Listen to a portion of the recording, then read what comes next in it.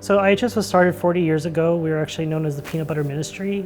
Our founder, Father Claude Dutil, was an Episcopal priest, and he was also an alcoholic. And so he wanted to connect with other alcoholics that could understand his unique situation and really together as a community solve their issues together. And so he actually opened up a little drop-in center in Chinatown along 4th Street Mall, and he would offer peanut butter sandwiches and a cup of coffee to all these unsheltered homeless who just had a lot of grief and trauma and loss and clinical issues that were causing their homelessness. So he'd invite them in and have a conversation, and that's really what seeded our mission to really end and prevent homelessness in Hawaii, and really developed our niche in our community as the oldest, largest, and most comprehensive homeless service agency in Hawaii. We are the safety net for Hawaii whenever someone is experiencing a housing crisis or is about to be homeless or is currently on the streets unsheltered. So first thing to know is, more than 90% of our clients are actually from Hawaii. While we do have the largest homelessness per capita than any state in the country, the number one thing for people to know is that the majority of those clients are our own people, and we have to take care of them. I think in general, the first thing I encourage anyone to do is just get educated about the problem. When you're educated, you actually, engage in a much more responsible and thoughtful way. And I think secondly, I ask people to partner with service providers like IHS. I think that every company, every business, every individual in our community has a role in ending homelessness.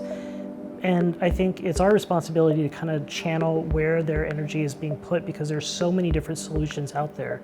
Anything from placing people into housing, getting people jobs, giving people health care, feeding our homeless on a daily basis, making sure our children are developing a sense of normalcy and understanding of what it's like to not be homeless instead of being homeless on the streets, which really ends that cycle of poverty.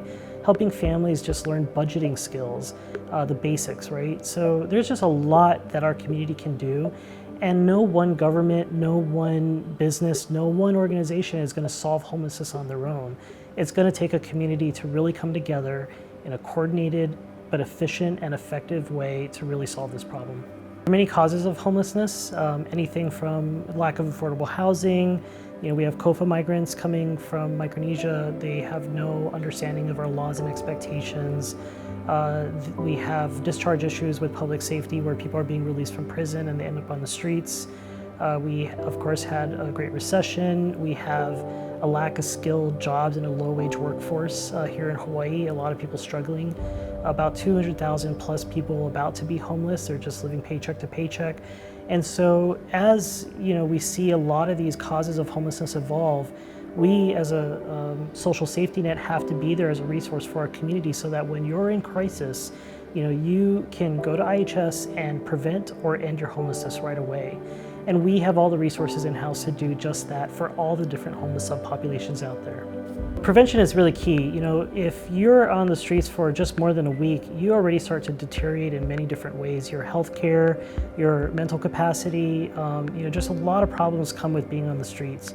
We actually found that, an eviction, average eviction time frame is about 14 days. So in those 14 days, when we connect with people who are just in crisis, we can actually work with the landlords, prevent their eviction, and actually prevent them from being homeless in the first place. And that's really critical to our overall mission, is just prevention, as well as really trying to move people off the streets as well. And despite what most people believe or think, homeless, a lot of our clients especially, want to work. They want to sustain their homes. They want to get into a home. The problem though is that, regardless of how they feel of what a home is, while every homeless person is different, what is very consistent with every one of them is they're all dealing with some kind of grief, trauma, and loss. So maybe they lost a home due to a fire or a natural disaster. Maybe they lost a job. Maybe they lost a loved one, like a wife or a husband or a child. And what they're doing is they're all going onto the streets and they're connecting with other people like them who understand what it's like to grieve. And to them, that becomes their sense of home.